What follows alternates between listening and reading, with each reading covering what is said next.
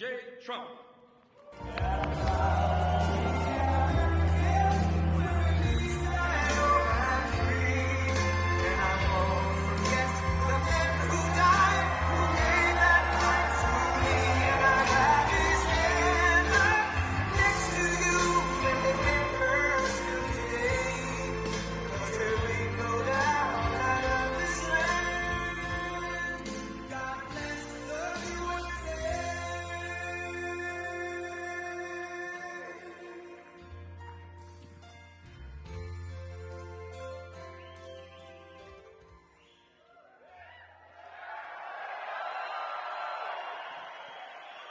Thank you. Thank you, Paul. Been my friend for a long time. But thank you for that introduction. That says it all. You can say very shortly, but I think there's nobody that's ever done more, certainly in the position of president, for our great police. And it's an honor to be with you. And please sit down. Let's go have a good time. And Paul, I want to thank you for nearly 4 decades of exceptional service in the line of duty. I'm thrilled to be here at the 126th annual conference of the International Association of Chiefs of Police, joined by thousands of amazing law enforcement leaders, people that I know, people that I love, people that I respect, who defend our communities, chase down criminals, and keep America safe. You don't hear it enough. You do an incredible job. The people of this country know it. And the people of this country love you. You don't hear that from these people back here, but they love you. You don't hear it from the fake news. The fake news doesn't like talking about that, but they love you. Every day of my presidency, I will be your greatest and most loyal champion. I have been, and I will continue to be. It was a tremendous weekend.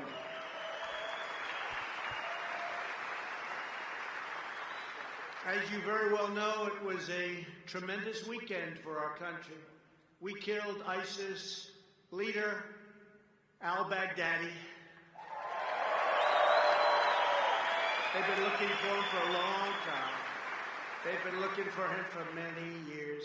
He was a sick and depraved man, and now he's dead.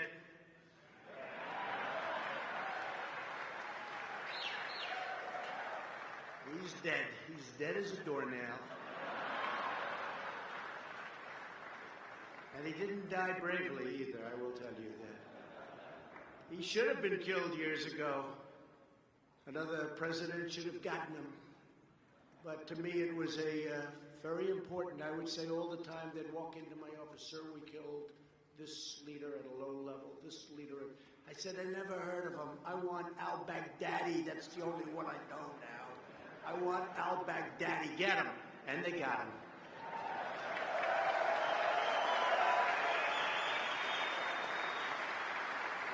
But he was big time. He built the ISIS caliphate. You hear about ISIS, that was him. It was once the physical size of the state of Ohio and had 7 million people, and it was growing big, big, big. And they had a problem. It started about 2.5 years ago.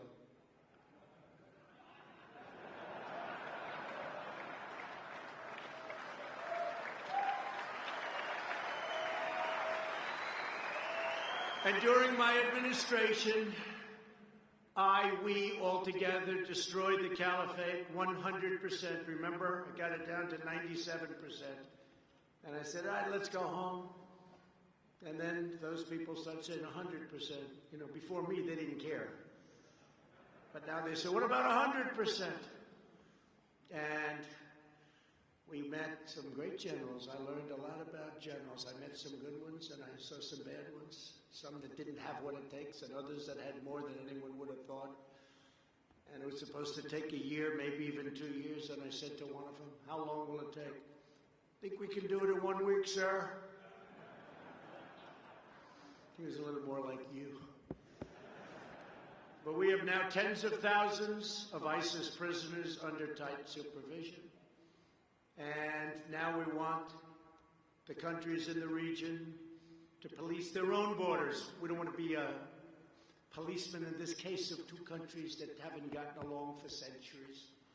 But we're keeping the oil. Remember that. I've always said that. Keep the oil. We want to keep the oil. $45 million a month. Keep the oil. We've secured the oil. This morning, we are delighted to be joined by a lifelong friend of our brave police. Incredible guy, tough guy, and somebody with a tremendous heart also. But he is strong. He can take it. Attorney General William Barr. Where is William Barr?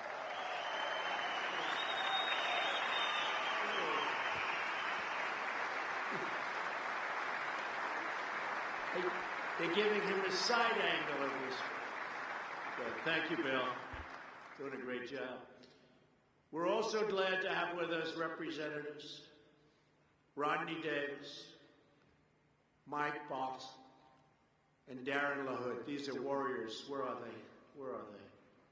The three of them. They're warriors for us, for all of us. They're warriors. Thank you.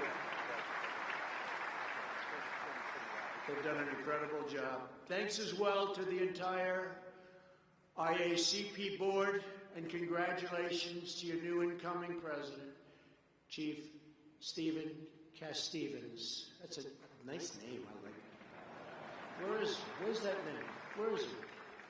He should be sitting right up front here someplace. I mean, okay, I'm going over here. Stand up, Stephen. Okay, Stephen, there you go. I went all the way around the room to find you. Thank you very much. Congratulations, incredible group. And I hear you're an incredible leader. Thank you very much. And thank you also to the international law enforcement partners who join us together. Our nations ensure the rule of law prevails in the entire civilized world. We work together. I also want to extend our immense appreciation to all of the law enforcement family members in the room. Please stand. The family members really make you folks work. I know how it all is. They're so proud of you. Family members, please stand. I know how that works. I know how that works. Without those family members, you wouldn't be doing so good. I know that. But there is one person that's not here today. We're in Chicago. I said, where is he? I want to talk to him. In fact, more than anyone else, this person should be here because maybe he could learn something.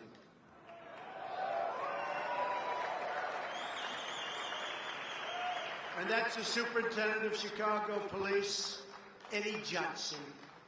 A few days ago, Johnson said, quote, "The values of the people of Chicago are more important than anything President Trump would have to say."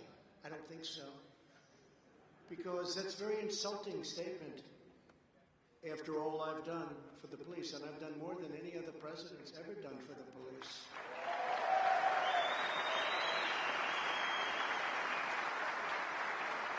Over 100 years we can prove it, but probably from the beginning. And here's a man that could not bother to show up for a meeting of police chiefs, most respected people in the country, in his hometown, and with the President of the United States.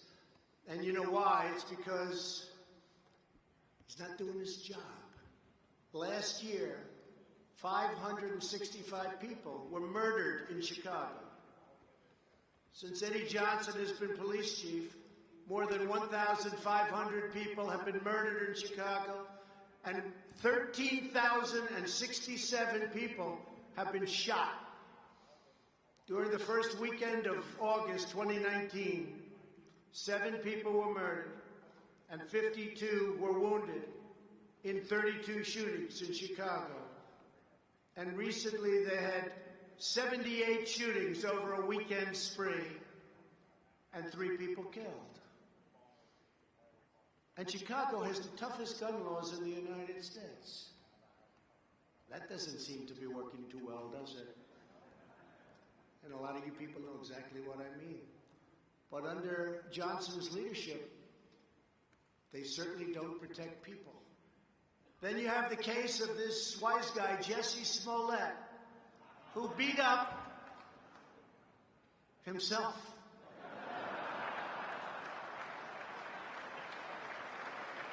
And he said MAGA country did it, MAGA country.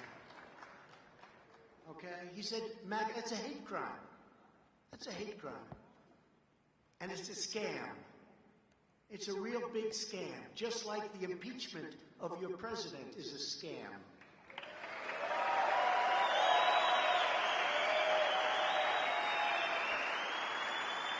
And then you look what's going on.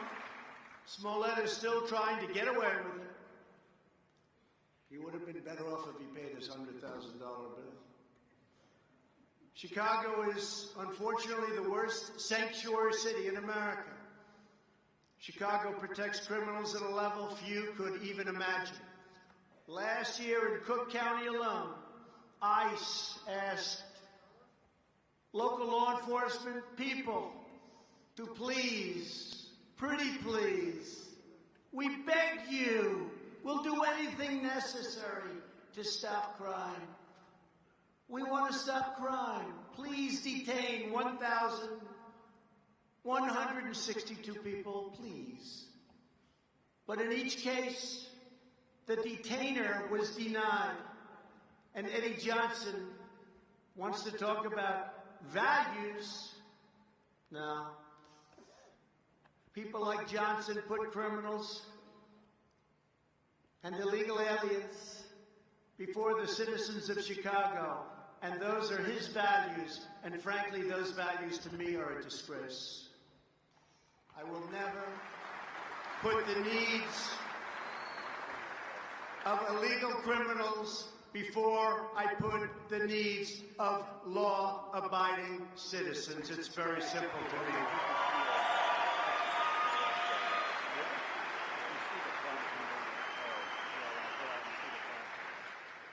So when Eddie Johnson and many other people from lots of other regions and areas support sanctuary cities, it's really, in my opinion, a betrayal of their oath to the Shield and a violation of his duty to serve and to protect the courageous police officers of Chicago. And I know some of them, and they're the most incredible people.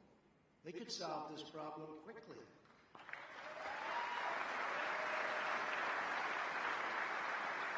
It's embarrassing to us as a nation. All over the world, they're talking about Chicago. Afghanistan is a safe place by comparison. It's true. Police officers of Chicago are entitled to a police superintendent who has their backs and knows what he's doing.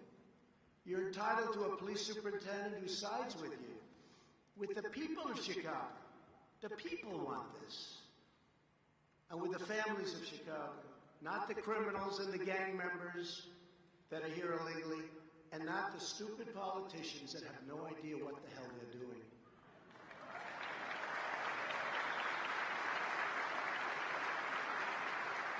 But I'm going to tell you a quick story, because it happened right here, and I was very impressed with a certain person, whoever that person may be. I'm sure that we could find him. But about 3 years ago, I was leaving Chicago, and I was accompanied by a massive motorcycle brigade of policemen.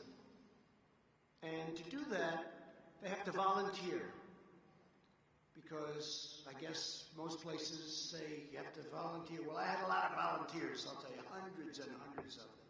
Other candidates have none. It's almost like a free poll. And hundreds of them. Chicago is in the news a lot, just like it is now, because of all of the killings going on and all of the shooting and all of the horrible things happening. When I arrived at the airplane,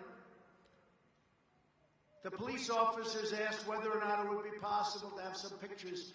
And before I won the election, I could do that. I would do that routinely. Now I think Secret Service has a little bit of a problem. It was up to me, I'd do it.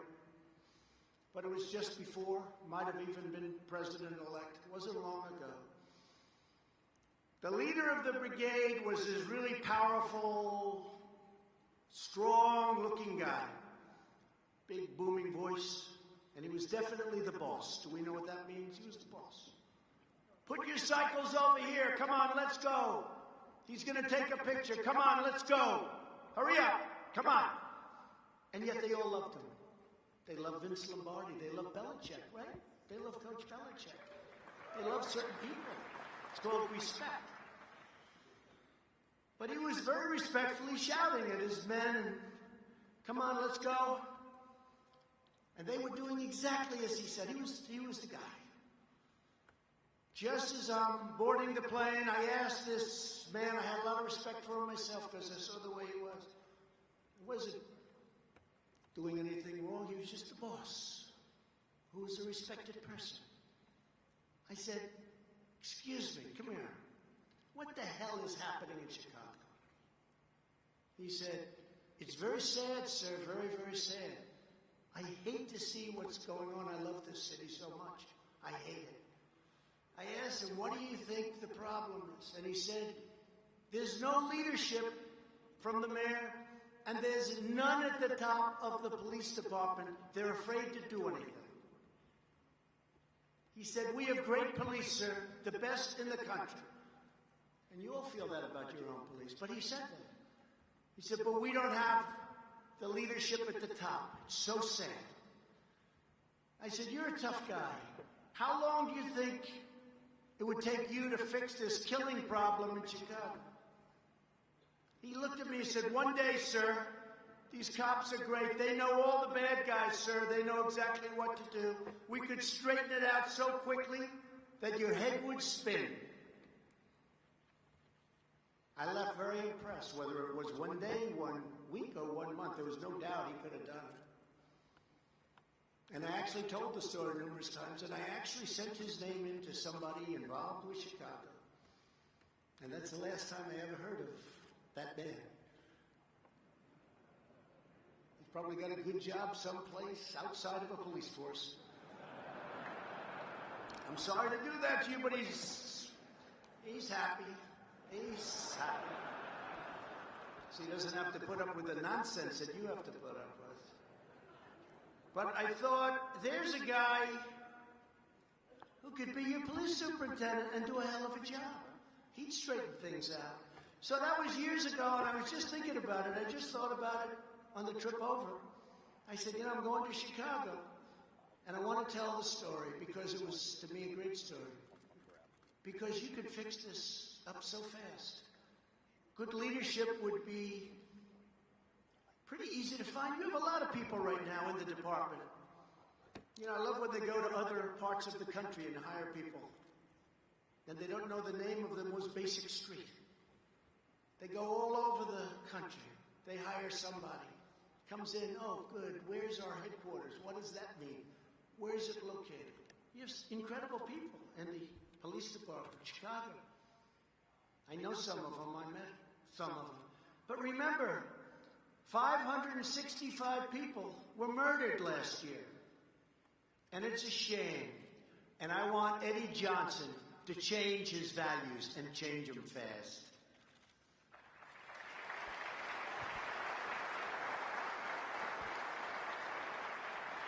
Today we're here to report on the outstanding progress we've made to combat violent crime and restore peace and safety to American cities. And most cities are setting records for good crime numbers. In the years before I took office, outrageous slanders on our police went unanswered and unchallenged from your leaders in Washington. You know that very well.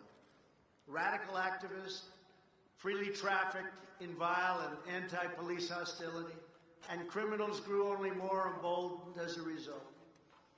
In the 2 years before my election, violent crime increased 8%, murders were up by more than 20% and going a lot higher nationwide. The steepest 2-year consecutive increase in over 50 years. But with your help, all of that is changing and changing very rapidly. Under this administration, we're once again standing up for law enforcement. We're condemning anti-police bias in all forms. and we're giving you the support, resources, and the respect, and we have tremendous respect for you, the respect that you deserve.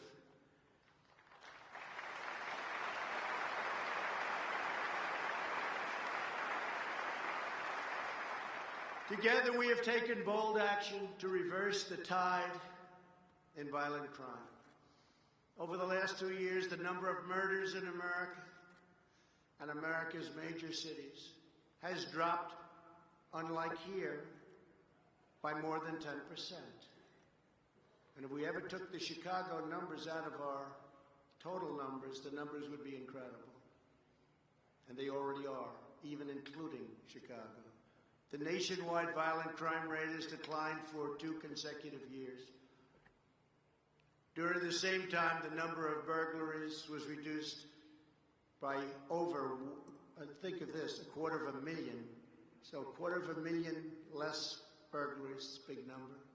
Now, it also helps that we have the strongest economy in the history of our country. That probably helps.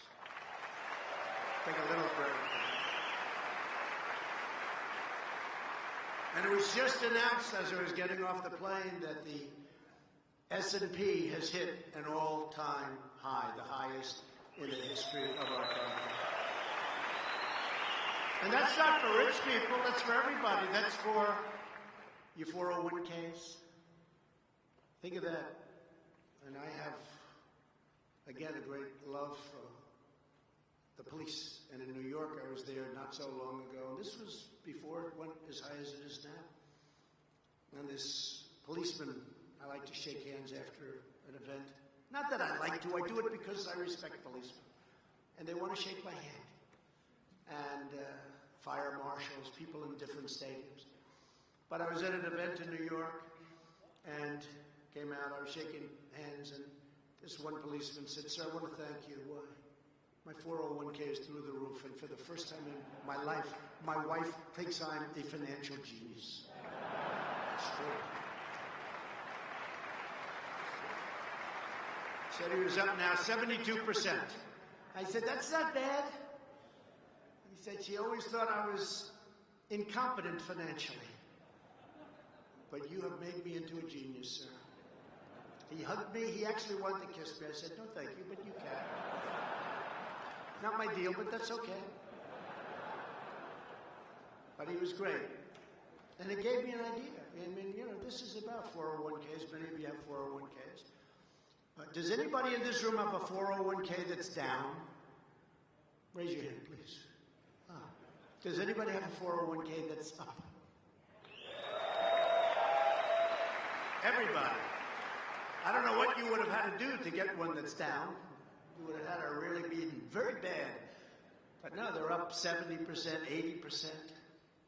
Last year, my administration charged the largest number of firearm defendants ever recorded in the history of our country. Bill Barr's doing a fantastic job. We have increased federal fire. That's right. Go ahead, let them hear it.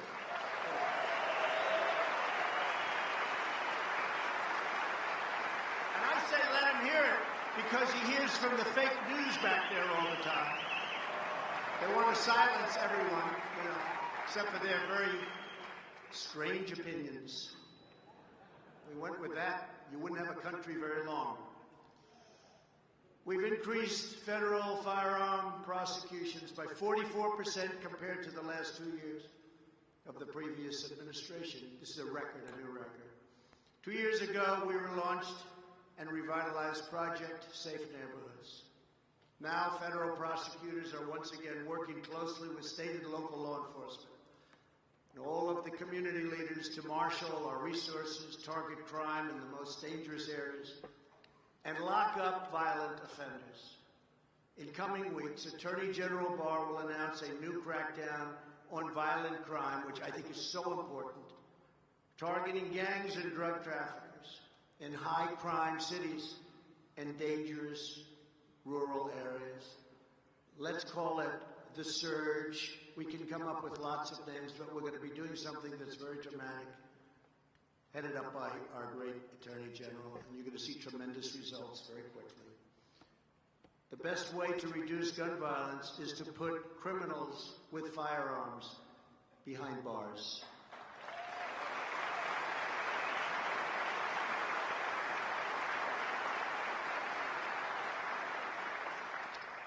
And just so you understand, because I think there is no stronger protector than me, we will always protect our Second Amendment.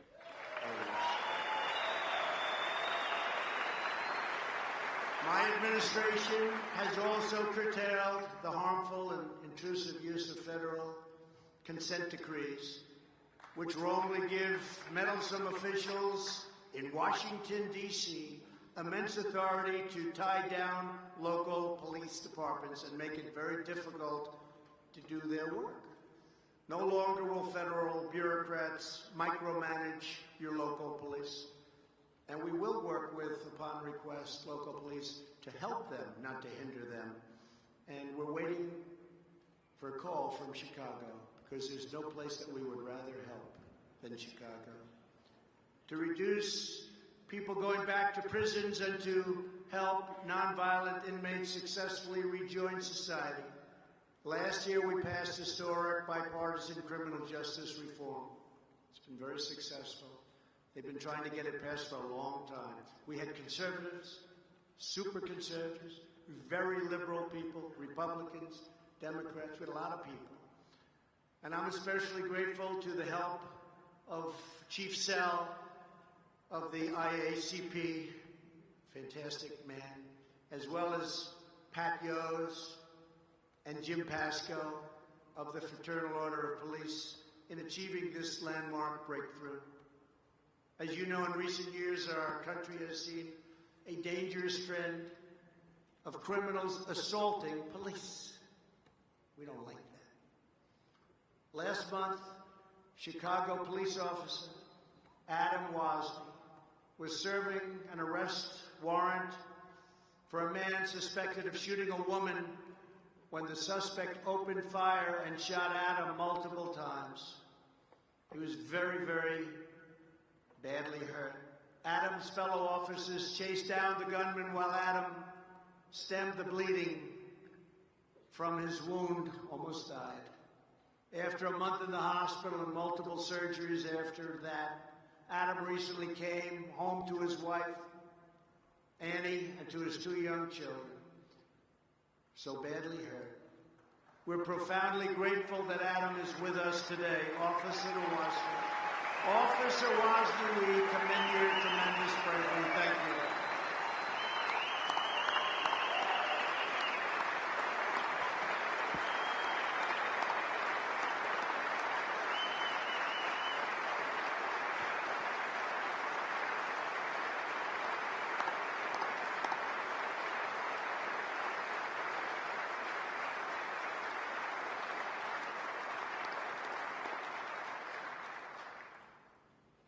Thank you, Adam. You look good to me.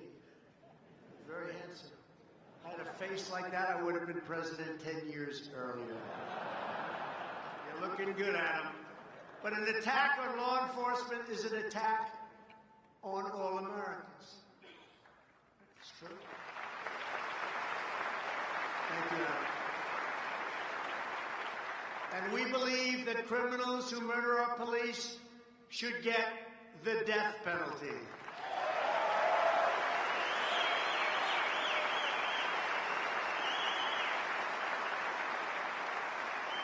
To help keep you safe, I've made $600 million worth of surplus military equipment available to local law enforcement. If you remember, the previous administration didn't want to do that. Nobody knew why. Sitting in warehouses, getting older and dustier. And we pay a lot of rent to a lot of landlords all over the country. So someday I said, you'll explain. Actually, I do know why. Because they didn't want to make you look so tough. They didn't want to make you look like you're a threat. I said, that's okay. We want to protect our police. And we made it available. And we provided nearly $29 million to train more than 80,000 police officers.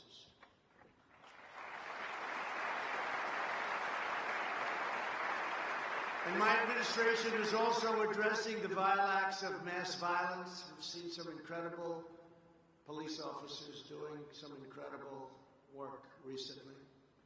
A few weeks ago, Attorney General Barr sent a letter to all law enforcement agencies announcing that he will lead an effort across the government to use the most proven methods of fighting terrorism and violent crime to identify, assess, and engage potential mass shooters before those shooters strike.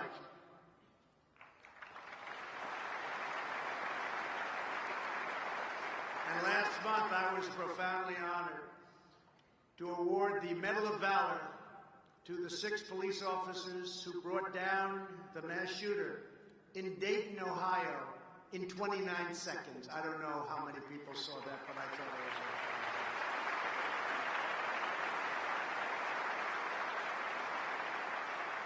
and he did a lot of destruction, but it would have been the worst in history.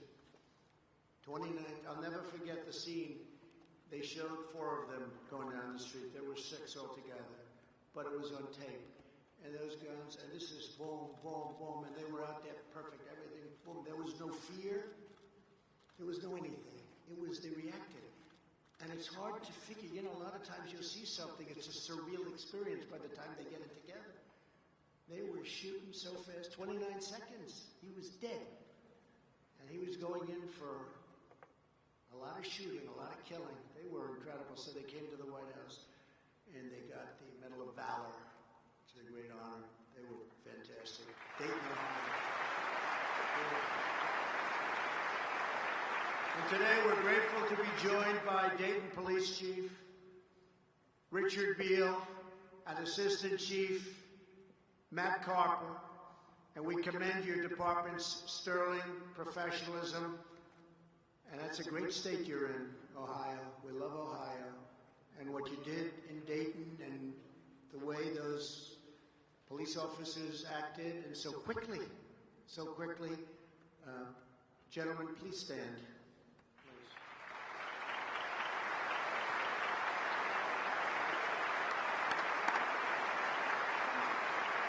Come up here. Come on. Come on up here.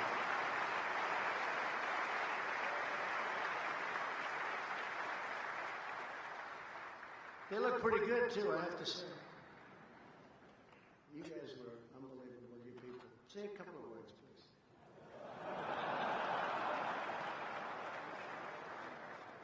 Well, thank you, Mr. President, and also to Attorney General Barr for the recognition of our police officers, 6 brave police officers that acted decisively, swiftly, ending a mass shooting in Dayton, Ohio on August the 4th. They represent the highest of ideals and performance of our profession. We are deeply proud of them. I have with me Lieutenant Colonel Matt Carper.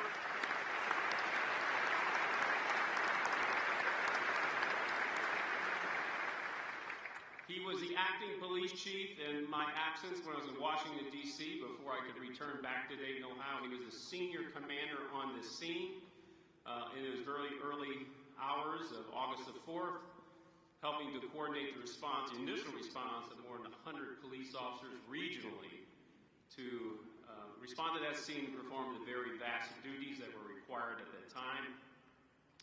I am deeply grateful to him and his leadership. The Dayton community is grateful for his leadership and for all of those dedicated law enforcement personnel that responded in the early morning hours to do the very duty that they're required to do and do in such a professional manner. So my gratitude to Matt Carper for all his leadership.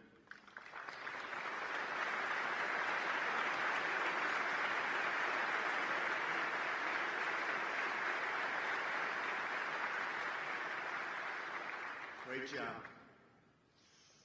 Today I'm proud to announce another historic action that we're taking to reduce violence in America. In a few moments, I will be signing an executive order to establish a new commission on law enforcement and the administration of justice. I've been trying to get this for a long time.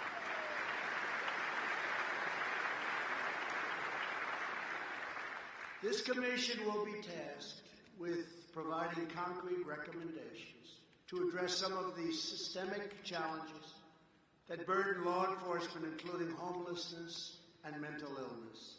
This includes supporting the ability of law enforcement officers to ensure troubled individuals receive the mental care they need.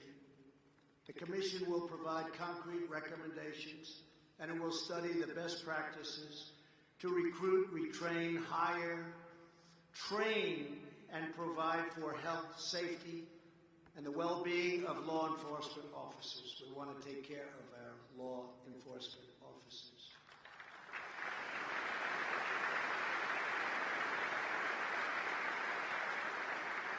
After the Commission issues its recommendations next year, and they'll have them soon, because most of them know many of the answers before they begin. You understand that.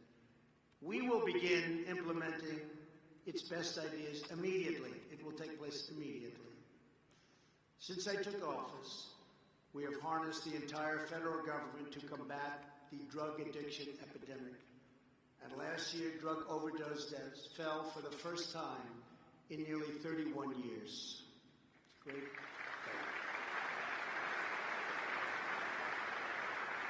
I want to thank Acting Drug Enforcement Administrator Uttam Dillon, who joins us today, and almost every person in this room for working together to end this horrible plague. This is a plague not only of this nation, this is all over the world. To stop the flow of deadly drugs into our communities, we're also taking dramatic action to secure our southern border. Illegal crossings are down 60% since May. And we are building the wall faster, bigger, better than ever even anticipated. It's going up now. And I want to thank our military. Our military's been great. The Army Corps of Engineers, all of the folks in the military have been fantastic. But that wall is going up at a rapid pace. And we'll have anywhere from 400 to 500 miles built by the end of next year. That'll have a tremendous impact. And as you know, the other side knows that. But I made one big mistake in the wall. I should have said, I do not want the wall, and they would have insisted that we build it. Big mistake. I should have said, I want no money to go to the wall, and they would have thrown money at it like you wouldn't believe. But our military came through, and it's going up great, and it's top of the line. Acting Commissioner of U.S. Customs and Border Protection, Mark Morgan, joins us today, and I want to thank Mark and all of the members of Border Patrol for the extraordinary work to defend our homeland and protect our nation. If Uttam is there and Mark, just come up here for a second. I want to show you. I don't want you to talk because I have to get out of here. First time ever. But you know what? Because it's you, I'll stay as long as you want me. Come on up. Come on. Come on. Two great people.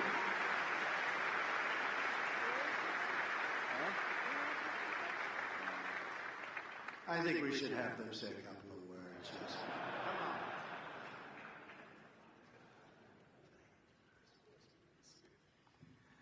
Mr. President, on behalf of the brave men and women of the Drug Enforcement Administration, who I am privileged to lead, thank you for your constant and incredible support of our mission, and thank you for your support of all of law enforcement. Thank you, sir. And soon, Uttam will not be acting, by the way. He's done a great job. So he doesn't know this yet, but soon you will not be acting. Congratulations. Mark? So first of all, I just want to foot stomp that we will be building 450 miles of big, beautiful wall by the end of 2020. With every mile of wall that's being built, I promise you, it's not just the cities and towns on the border. I always say every town, every city, every state is a border town, a border city, and a border state. With every mile of wall that's being built, we are all safer because of it. Thank you, Mr. President. And just real quickly, I'd like to say that the Officer of the Year Agent Morales, and all the other nominees. I think that they embody the law enforcement spirit. They represent who we are as a profession and what we stand for. That we get up every single day doing something greater than ourselves. And thank you to IACP and your leadership for everything that you do. And thank you to you, the leaders of law enforcement, for supporting and doing what you do best, supporting the men and women who get up every single day, put the badge on their chest, and safeguard this country. Thank you for what you do.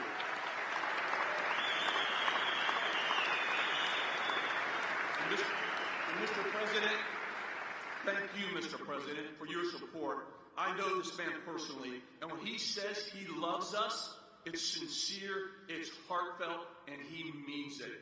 Thank you, Mr. President. Because of our president's support as a law enforcement profession, we are stronger for it. Thank you. Thank you both. Two great people. Thank you both.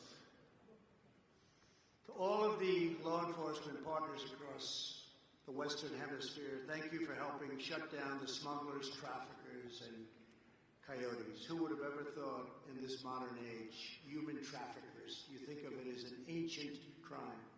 It's more prevalent today because of the internet. You understand that well.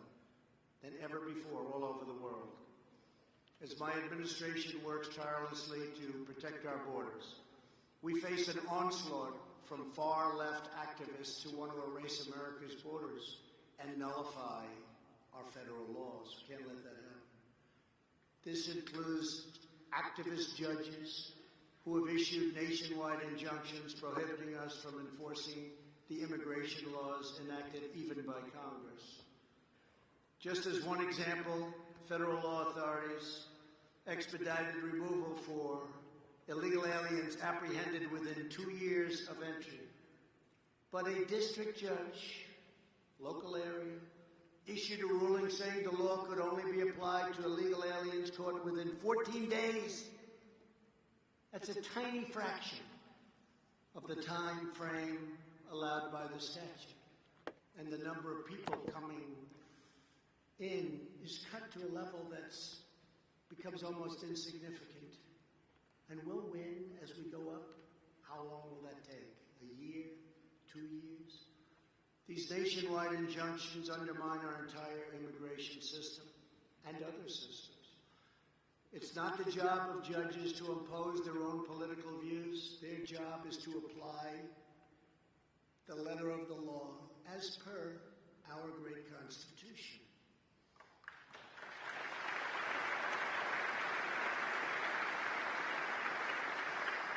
That is why I have already had appointed and approved 158 brand new federal judges and Court of Appeals judges who are committed to upholding the laws and the Constitution as written. We should soon be up to 182. We're way over record territory. Nobody's seen anything like it. I want to thank you, President Obama, for giving me 142 open judges. How you allowed that to happen is beyond me. Beyond me. Thank you, President Obama, very much. Everybody in this room thanks you. We'll have 182 very shortly. In cities such as Philadelphia, Boston, and here in Chicago, we have also seen a growing number of radical politicians and prosecutors who refuse to enforce the law. You've heard about that. For example, local prosecutors have declared that they will not charge certain offenders, including many theft and drug crime offenders. They just won't charge them. This is a fundamental violation of their sworn duty. The most dangerous and shameful attacks on the rule of law comes from and in the form of sanctuary cities. Sanctuary cities order jails and prisons to release criminal aliens, people that have committed the worst crimes, directly back onto city streets, instead of safely turning them over to federal immigration authorities and ICE. so they can be incarcerated or tried, or what I like to do best is get them the hell out of our country and bring them home. Let them take care of them.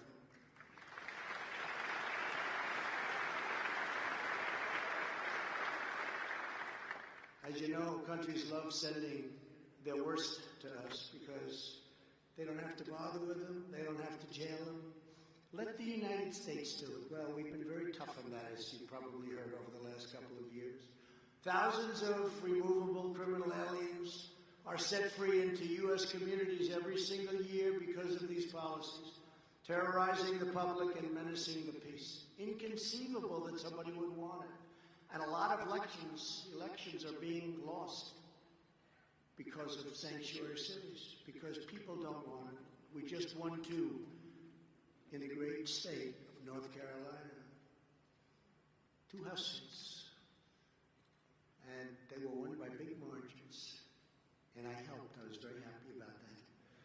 The only problem is they don't want to write about it. If I lose, it's the greatest catastrophe in the history of our country. If I win, they pack up their cameras and they leave. They don't want to talk about it. Let's not talk about what happened in Louisiana with the governor's race. Let's not talk about the fact that we picked up 2 Senate seats in 18. We picked up 2. We went from 51 to 53. Nobody knows that. They don't talk about these things, but we talk about them. And hopefully we talk loudly enough so people understand what's going on and how well we're doing. Last year alone, here in Illinois, local officials blocked ICE detainees for illegal aliens responsible for hundreds of offenses, including homicide, trafficking deadly drugs, trafficking humans, robbery, and sexual assault. Just a few weeks ago, near Seattle, Washington, a county jail released an illegal alien MS-13 gang member, the worst, who they previously refused to hand over to ICE. And by the way, ICE, they're heroes, they're patriots, they're tough, they're strong, they're brave. Who would do that job? Who would do that job? These are warriors, and they love our country, by the way. This man went on to murder a 16-year-old boy with a baseball bat who didn't do anything. He's a young child who was on his way to a beautiful future. He didn't do anything. He murdered him with a bat. Last year, on the day after Christmas, America grieved when California police officer Ronald Singh was murdered by a criminal alien, a known gang member, a tough guy with 2 prior arrests for bad things, who was released due to sanctuary city laws. Not one more American life should be stolen from us because a politician puts criminal aliens before American citizens.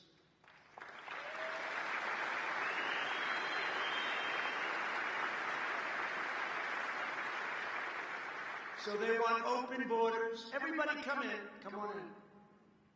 They want open borders and they want sanctuary cities. Forget politics. But you tell me that's good politics? I don't think so. I think you'll find that out.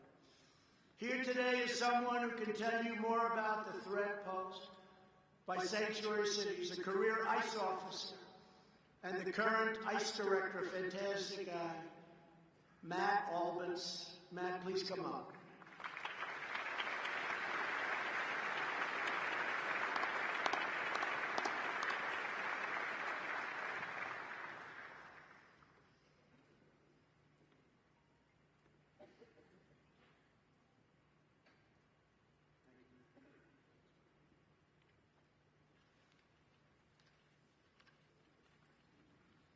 Thank you, Mr. President, for giving this opportunity to address our partners in law enforcement. I would note the remarks I'm about to make are the same I would have made 2 years ago, 4 years ago, and 6 years ago. Our country, and every community within it, is safer when law enforcement at all levels cooperates. There is significant human cost to sanctuary laws and policies, which ban local law enforcement agencies from working with ICE, to include even the simple sharing of of information about criminals in their custody. Laws and politics like these make us less safe. It's plain and simple. It's past time to put aside the political rhetoric and listen to the facts. And the fact is, people are being hurt and victimized every day because of jurisdictions that refuse to cooperate with ICE. As law enforcement professionals, it is frustrating to see senseless acts of violence and other criminal activity happen in our communities. Knowing that ICE could have prevented them with just a little cooperation, and the type of cooperation we seek is simple. We don't ask any law enforcement agency to enforce federal immigration law. We merely ask law enforcement agencies to honor ICE detainers, which until recently, most agencies did for over half a century. Hold that person for a brief period of time, notify us when they're getting ready to release, and turn them over to us in the safe confines of your detention facility. Our detainers are issued based on probable cause, the exact same standard that every law enforcement agency in the U.S. here operates under. And the fact is that 70% of the civil arrests that ICE makes are at local jails and state prisons across the country. But we used to make more, before sanctuary laws or policies prevented us from doing so, leaving us with no choice but to expend significant additional resources to locate and arrest criminal aliens and other immigration violators in the community. It's less effective, it's more disruptive, and it makes us less safe. There will be criminals we don't find, and often when we do, it's after they've been arrested for another subsequent criminal violation. These are preventable crimes, and even more importantly, preventable victims. How many billions of dollars has law enforcement spent on crime protection and crime prevention? You want to prevent crime? Help us get the criminals out of your communities.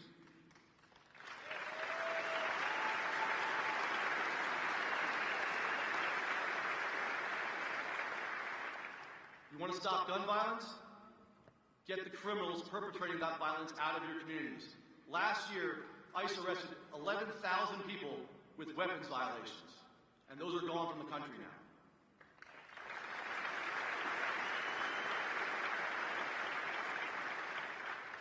Last year, we made more than 105,000 criminal alien arrests and removed more than 145,000 criminal aliens, to include nearly 6,000 gang members. This year, ICE's Homeland Security Investigations, with whom many of you work side by side, and we appreciate that partnership and cooperation, made nearly 37,000 criminal arrests, another record year. They seized more than 11,000 pounds of opioids, seized more than $624 million in illegal proceeds of crime, and rescued over 1,400 victims of human trafficking and exploitation.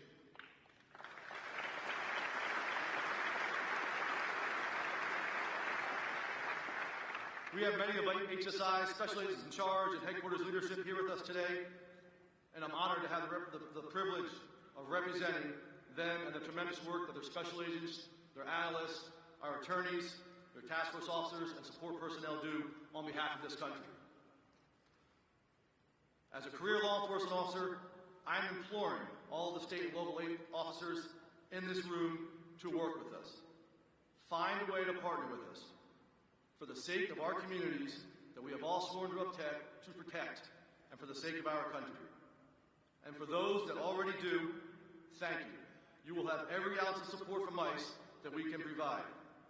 The truth of the matter, and one which every person in this room knows, every community and every cop is safer when law enforcement works together. Thank you. Thank you, Matt. Doing a great job. I mean, honestly, I didn't know he was going to make a speech one day, but I didn't want it. Hey, but it was a good speech, man. I didn't know. I said, wait a minute, that's 5 pages he's got there. Yeah, it's a good 5 pages. And thank you very much, Matt. You're doing a fantastic job. And we brought out thousands of MS-13 gang members, thousands. We take them out, and we focus on the bad ones. We focus on the worst of the people. And you have people coming in, and you have some really bad ones coming in, and we focus on them. But we've taken out thousands of MS-13 gang members. Our police put their lives on the front line for us every day, and you deserve the absolute support of your elected leaders. My administration will always protect those who protect us. Here with us today are three of those heroes who were nominated for the IACP Police Officer of the Year Award. Nick Grivda, Thomas Thompson, and Jonathan Morales. Three great people.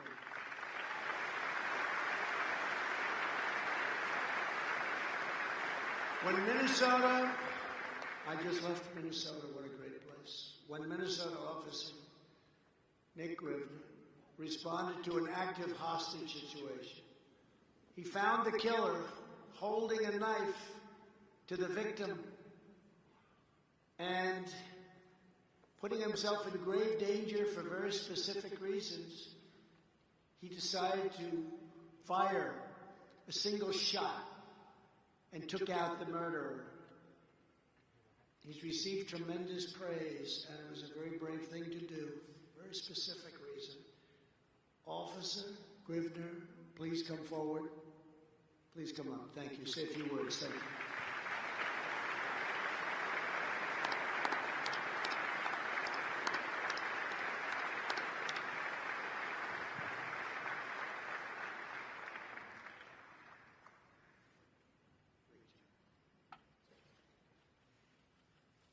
Thank you, Mr. President, and thank everyone here. I'm actually speechless. I really don't know what to say. This whole thing is just so surreal to me right now, standing up here before you.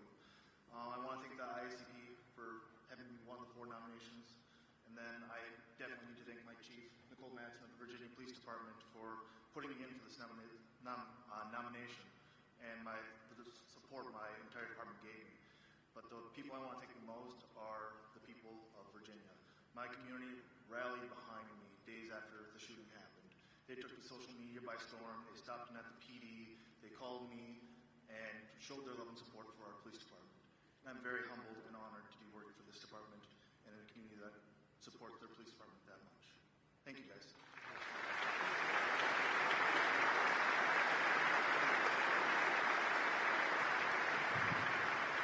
Thank you. Great job. Texas police officer Thomas Thompson responded to a report of a robbery. When he entered the building, a suspect began to fire violently, but Officer Thompson fired back, and they arrested the criminal who had quite a record, quite a bad record. Officer Thompson, thank you for your courage. Please come forward to the podium. Thank you.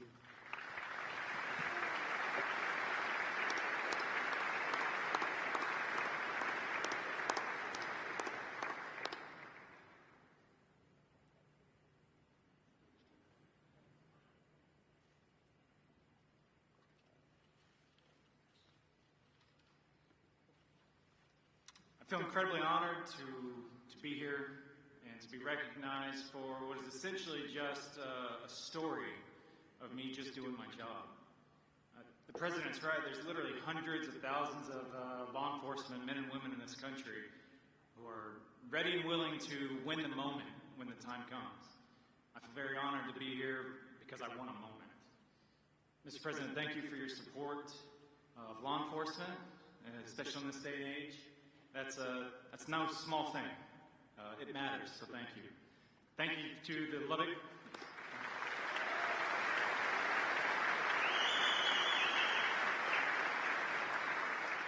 I want to say thank you to the City of Lubbock, to the Lubbock Police Department for supporting me through a very difficult time. Finally, and most personally for me, I want to say thank you to my wife.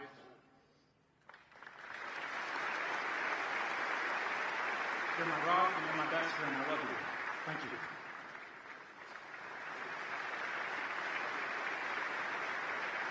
Thank you very much, Craig.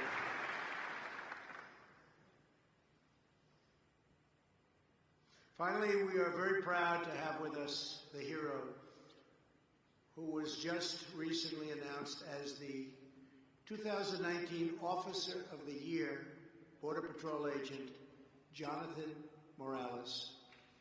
In May, I met Border Patrol Agent Jonathan Morales, when he came to the White House for the National Day of Prayer.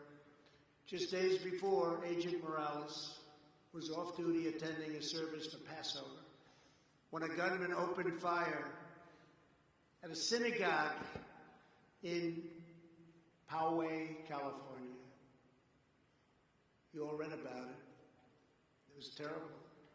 Without hesitation, Agent Morales raced towards the shooter and began firing back, driving the gunman away from civilians. Agent Morales' swift and selfless action helped save many, many lives. That was terrible. I just want to say it's great to meet you a second time, Agent Morales, and your courage and strength is really appreciated and so respected by the entire nation. Would you please come forward?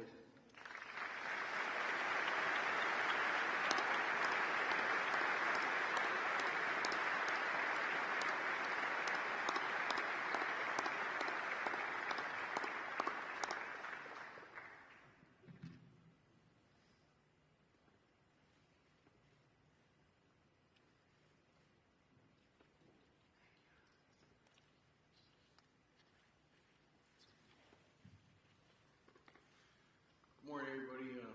Thank you, Mr. President, also for being here with us. You are our biggest supporter in Border Patrol. And we all know on this day we need all the support and help we can. So our agency really appreciates what you do.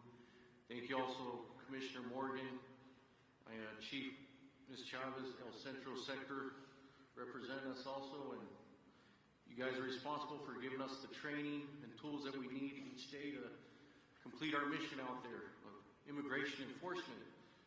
And most of these times, these legal criminals, we are the ones they first see when they enter our country. When I have the green uniform on, this is who they will encounter. Just a little recap of that tragic day. We're sitting in our Chabad house of prayer. We were attacked. But at that moment, I made a split-second decision. I was off duty, I was on annual leave, enjoying my time off, but I wasn't off duty as an officer, as an agent, sworn to protect my community, protect my people.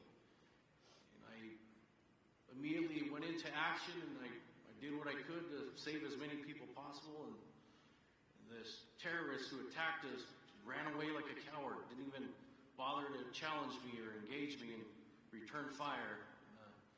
I'm grateful to Hashem and also on behalf of Rabbi Goldstein and the Chabad Poway community that they thank you also for your support and love for our community also. So thank you. And all my fellow officers out there, always be safe. Remember, can't be complacent even on our off duty, because that's when it always happens, when we least expect it. Like I said, always be safe out there, and we never are off duty. When we take the uniform off, our mindset, we're still prepared for worst case scenario. Thank you all.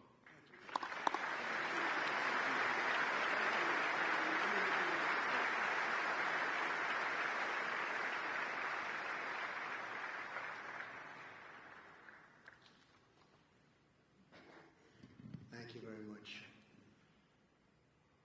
He's in much better shape right now than he was the last time. And in a very short period of time, he's going to be perfecto. Thank you very much. Great bravery. That was a big deal. Each one of these heroes represent the selfless service of more than 685,000 law enforcement officers all across our country. Every day, Americans get up and go to work. Our children go safely to school, and our families sleep soundly at night because the people in this room stand guard. You risk your lives, and you save countless others. And I've always heard you risk your lives for, in many cases, people you don't know, people you've never met. It's an incredible thing. And I have to say, in concluding, you have no idea how much the people of this country love you and respect you.